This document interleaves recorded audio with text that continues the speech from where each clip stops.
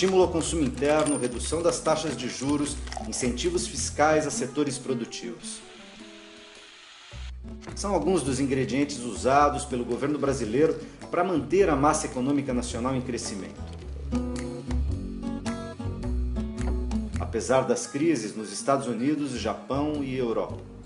Mas indicativos mostram que são necessários alguns ajustes de medidas para acertar essa receita.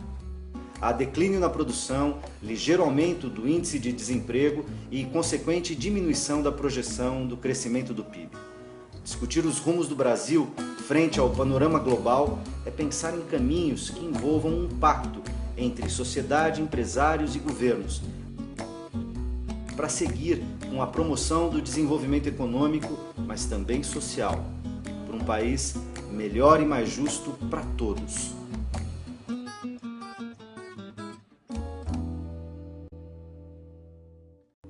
Olá, o Melhor e Mais Justo de hoje discute estratégias do Brasil no enfrentamento da crise econômica e financeira global. Para essa conversa eu tenho o prazer de convidar Eduardo Fagnani, que é economista, professor da Unicamp Campinas, São Paulo. José Silvestre Prado de Oliveira, que é coordenador de relações sindicais do Diese Nacional. E Max Pinho, integrante do Comitê Sindical da Mercedes-Benz aqui em São Bernardo do Campo. Bem-vindos. A presidente Dilma Rousseff declarou recentemente que é impossível o Brasil não sofrer os impactos da crise econômica internacional. Ressaltou, porém, que mesmo com as dificuldades, seguimos crescendo e esta será a tendência nos próximos meses. Ainda é cedo para, por exemplo, avaliar os resultados das últimas medidas, como a desoneração da folha de pagamentos para alguns setores da indústria. Mesmo assim, como é que vocês avaliam os reflexos das recentes ações do governo? Estamos no rumo certo para impedir fortes impactos negativos na nossa economia? Bem-vindos de novo, e a pergunta em síntese é a seguinte: o remédio está certo e nós precisamos fazer ajuste de dose ou precisa mudar o remédio? Eduardo. Em primeiro lugar, quer dizer, é importante destacar que essa crise que o mundo atravessa, né? Ela começou lá em 2008. 2008, né? Na verdade, a crise atual ela é o resultado de mais de 30 anos de capitalismo desregulado, né? Então, o capitalismo sem regulação, o mercado capitalismo internacional, internacional, né? Então, a crise que ocorreu nos Estados Unidos em 2008, né? Num contexto globalizado, etc., isso se expandiu para a Europa e também para outros países. O Brasil, eu acredito que em 2008 ele teve uma postura muito positiva, né? Normalmente, quando você tem crise econômica, a receita da ortodoxia econômica corta tudo, né? Gera recessão, corta gasto público. Isso o que acaba acontecendo? Acaba acontecendo o quê? O que a gente está vendo na Europa hoje. Aumento do desemprego, queda da renda, queda do consumo, aumento do desemprego, enfim, há um círculo negativo, né? Embora lá tenha uma tensão entre aqueles que querem austeridade fiscal na Europa, né? A Alemanha, notadamente, e outros países que têm, inclusive, esboçado ali uma tentativa de resistência no sentido de gerar políticas, digamos, não recessivas, né? O caso do novo governo francês, por exemplo. Claro, mas a tendência ainda que é hegemônica, eu acho que é a posição da Alemanha, né? Que ainda resiste à questão, a posição colocada recentemente pela França. Mas o que eu estava querendo dizer é que em 2008 o Brasil, ao invés de fazer uma agenda desse tipo, de austeridade, etc., fez políticas anticíclicas, né? Aumentou crédito. Tá, mas explica o que são políticas anticíclicas. Políticas anticíclicas são, no momento de crise, cabe ao Estado, né? Ao invés de fazer com que a economia toda... Porque se deixar na mão do mercado, o mercado vai cortar tudo, vai enxugar. Tá certo? Então, nesse momento é que é importante a ação do Estado. O Estado tem que investir, né, para criar políticas anticíclicas, né, políticas que levem ao crescimento. Então, por exemplo... E anticíclicas porque sai do ciclo da crise, o ciclo da retração, exatamente, e faz o movimento ao contrário. O movimento ao contrário. Então, para dar 2 ou 3 exemplos.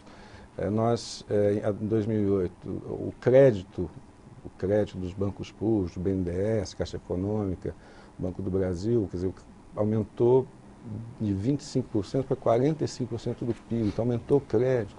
O programa Minha Casa Minha Vida, né, que antes de ser um programa habitacional, é um programa anticíclico. Né? Por quê? Porque é dessa forma que você gera empregos, etc. A indústria da construção civil gera muito emprego e gera um efeito encadeamento, enfim. Um período que houve também a redução de impostos, né, por um período temporariamente de IPI, etc., para incentivar a indústria automobilística, a linha branca, etc. Então foram medidas muito positivas e o Brasil saiu muito bem nessa crise. Nós geramos mais de 10 milhões de empregos, né, o salário mínimo cresceu, o salário mínimo também foi um fator anticíclico, porque gera renda, né, isso movimenta o consumo, etc., etc. Muito bem. O que está acontecendo hoje? Hoje, a crise americana nos Estados Unidos continua numa situação muito difícil, né, muito difícil, não dá sinais de uma retomada. A Europa, mais difícil ainda, né, porque está havendo um aprofundamento dessas medidas que estão levando a maior austeridade, etc., etc. O aprofundamento da crise aprofundamento em alguns países, da crise, né? quer dizer, hoje Espanha, o Portugal, desemprego, Grécia, o desemprego na Europa hoje, na média dos países, é em torno de 18%. Né? Quando você pega o desemprego entre os jovens, é o dobro, né? Quase 40%. A Espanha e a Grécia, se não me engano, o desemprego é 25%, né? Os jovens é quase metade da população. Então, num contexto desse, né, você aplicar políticas austeras, ortodoxas, de mais cotas, etc., está levando a uma situação muito complicada. O Brasil, inclusive socialmente, né? Porque você tem claro, uma tendência a um certo esgarçamento do tecido social, claro, quando você aperta demais um cinto que já está estreitíssimo. Né? Evidentemente, o que a gente tem percebido lá, num momento como esse, são reformas que retiram direitos dos trabalhadores, né? Várias reformas estão sendo feitas, especialmente na Espanha, Grécia, etc., de retirar direitos trabalhistas, direitos sindicais, reformas da Previdência, etc., etc., uma coisa vai levando outra. Então vamos aproveitar e botar os nossos colegas aqui falando das questões sindicais. Silvestre, Diese, como é que você está vendo esse momento? O Eduardo fez um panorama desde 2008 para a gente pode se concentrar em 2012. A não ser que você não concorde com o panorama que ele fez. Mas em 2012, quer dizer, parte das medidas anticíclicas lá de 2008 foram de novo adotadas, só uma parte, né? Outras medidas foram tomadas. Aliás, houve críticas ao governo, dizer medidas anticíclicas tomadas seguidamente já não surtem o mesmo efeito.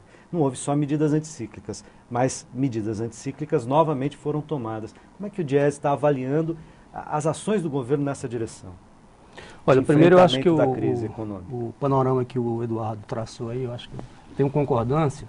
Eu queria apenas fazer um adendo, um complemento, porque eu acho que a crise que nós estamos vivendo hoje, né, ela nada mais é do que uma continuidade do desdobramento da crise de 2008. Exato. E agora de forma muito mais intensa do que 2008 e 2009. No caso brasileiro, embora se a gente tomar como referência o Produto Interno Bruto, o PIB, né, ele tenha crescido em 2011 e mesmo em 2012, muito mais do que foi o de 2009, que foi praticamente um PIB negativo, né, eu acho que, pelo andar da carruagem, né, 2012, em que pese as medidas que o governo tomou, que me parece que vão na direção correta, quer dizer, não dá para você adotar um remédio num processo de crise recessivo que seja cortar gasto, ou seja, o Estado tem um papel importante. O que me parece que nesse momento... De compensar a retração da economia. Sim, né? porque não vai ser o mercado que vai, quer dizer, tem que ser o poder público, ou seja, o Estado com políticas públicas que estimulem, né, a retomada econômica, a retomada do crescimento e as medidas que foram tomadas mais recentemente, seja no campo tributário, né, redução de IPI, né, seja no campo da desoneração, de folha de pagamento, da folha de pagamento, da parte patronal, né, da parte patronal, como foi agora essas medidas recém tomadas para vários setores, vão, me parece que na direção de trazer estímulo à economia. Agora, a gente precisa ter cuidado com as contrapartidas, né? Por exemplo, a desoneração da folha de pagamento, ainda que seja trocar por faturamento, tem impacto na Previdência Social. Então, isso que eu acho que isso as centrais brasileiras têm discutido, têm atentado para isso e têm pressionado o governo e tentado. Então, eu acho que essas medidas estão na direção correta, muito embora haja ou tenha havido uma expectativa do governo que a resposta da economia fosse mais rápida, e ela não foi, né? Nós lembrarmos que algumas medidas já foram tomadas no final do ano passado e início desse ano, e outras no segundo semestre, mas os efeitos não... A impressão que se tem é que eles são muito lentos. E né? são aquém daquilo que se esperava. Do que se esperava, por exemplo. Aqueles que já tiveram tempo de produzir efeitos, aquelas... não tiveram os resultados esperados. Não tiveram os resultados esperados, digamos, naquele tempo, né, que se previa. Agora, eu acho que nós temos, no Brasil, quer dizer, a economia vem uma trajetória de crescimento. Eu acho que eu gostaria de citar alguns indicadores que eu acho que foi isso que, em grande medida, fez com que a economia não fosse...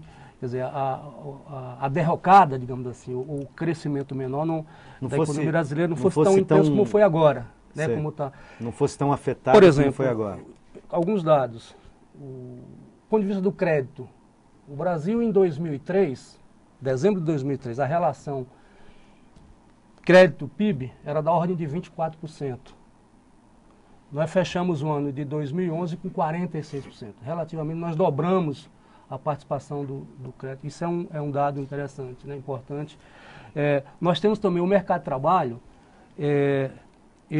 as taxas de desemprego continuam em patamares, né, ou seja, mesmo com essa perspectiva de crescimento menor da economia brasileira, o mercado de trabalho ainda continua reagindo, continua contratando. Continua empregando, embora em ritmo menor, mas continua empregando. Continua empregando. Provavelmente nós não tenhamos a mesma geração de postos de trabalho que tivemos em 2010, né, que foi o período daquele PIB, o maior crescimento do PIB dos últimos 25 anos. Se a gente olhar também para a questão dos salários, né, a massa salarial também vem crescendo, né? A questão do salário mínimo. Então, são aspectos, né, que fazem com que a economia não tenha, enfim, sustentem a economia, ainda que num patamar de crescimento muito aquém do que a gente esperava ou gostaria. Ou até teria potencial para fazer. Eu quero ouvir o Max, ainda nesse primeiro bloco, né, Max? Até porque a Mercedes, os trabalhadores da Mercedes-Benz, aqui em São Paulo, aqui em São Bernardo, no Grande ABC, têm feito ali uma luta importante com uma instituição bancária do ponto de vista de conseguir reduções de juros, enfim, no crédito para os trabalhadores, né, para manter convênios entre a montadora, entre a indústria e o setor bancário. Como é que você está vendo essas medidas do governo e como é que elas impactam lá no chão da fábrica? Para fazer essa avaliação, né, e como você até focou um pouco antes de 2012, mas acho que não tem como a gente deixar de fazer esse resgate, aí eu falo não só de 2008, né, mas de 2003 para cá, que quando você fala 2008, que é no momento da crise, né, em 2012, a gente avalia medidas específicas para aquele momento, né? Mas é claro que se a gente não considerar e ver que de 2003 para cá, né, o rumo diferente que o Brasil vem tomando, né, em cima de diversas políticas, como foi citado já, que é a questão do salário mínimo, né, a correção na tabela do imposto de renda, tudo isso foi trazendo condição, né, para o governo, né, o Brasil enfrentar esses períodos de 2008, de 2012 de forma diferente, né, porque a gente vive uma economia globalizada, né, um mercado globalizado, e se avaliar essas medidas é meio que ficar apagando a fogueira, né? E é claro que só a medida do governo, né, nesse sentido, ela não é suficiente, né, se não tiver outras políticas também, né, que tragam crescimento para o país, mas os movimentos sociais também, o movimento sindical também não tiver organizado também, né, e está lá apontando, né, para que rumo que deve ser tomada essas medidas. A gente lá na Mercedes, né, passamos, né, em 2008 pelo momento apertado, e quando a gente, né, achava que estava se recuperando, com esse ciclo menor da crise, né, com um período de 4 anos, né, veio uma nova crise, e a gente, na verdade, já tem uma onda, né? Veio a onda de 2008, ela refluiu e voltou mais forte, porque parece que a crise é a mesma, né? Ela tem ali picos e vales, né? E a gente tem um problema na categoria aqui, já é uma pauta, na verdade, né, já, né, de um bom tempo. Se for pegar aí um pouco aí, né, dos vilões aí, que é o sistema financeiro, né, e como os bancos aplicam suas taxas de juros, né, se for considerar dentro da nossa categoria, que os metalúrgicos do ABC, o Banco Itaú, por exemplo, né, ele trata diferente, né, os trabalhadores de uma empresa, onde ele cobra de 3%, né, no LIS, e uma outra empresa chega a cobrar 9% também, né, do mesmo empréstimo. Então já era uma pauta já repreendida, né, e a gente agora, né, aproveitando esse momento, o governo, né, baixou os juros dos bancos públicos, e a gente resgatou essa pauta. Na Mercedes, né, em maio começamos uma negociação com a empresa e com o banco, e cobrando também a responsabilidade da empresa também, né, enquanto corresponsável pelo, né, qual banco que está atendendo os seus trabalhadores. E a gente, né, fala que não terminamos ainda essa discussão, né, esse debate, mas a gente teve um resultado recentemente, onde segunda-feira, agora dia 30, os juros do LIS, que estava 4,9, né, passou para 4,2. O LIS é o que exatamente? É o cheque especial. Ok. É o cheque especial. E o consignado estava de 2,5, a gente passou para 2,2. Ou seja, ainda são taxas altas. São taxas altas. Para uma Selic que caiu 50%, de 12,5 para 8, com bancos públicos praticando consignado a 1,7, por exemplo, né, para quem tem consignado, né, com empréstimos com folha de pagamento naquele banco, etc. Mas a luta vai continuar ali. Então, inclusive a gente, né, demos esse passo e está agendado, né, tem uma próxima rodada em setembro, né, para a gente continuar esse debate com os bancos. Eu preciso fazer um rápido intervalo e já já a gente volta para continuar esse debate. Não sai daí.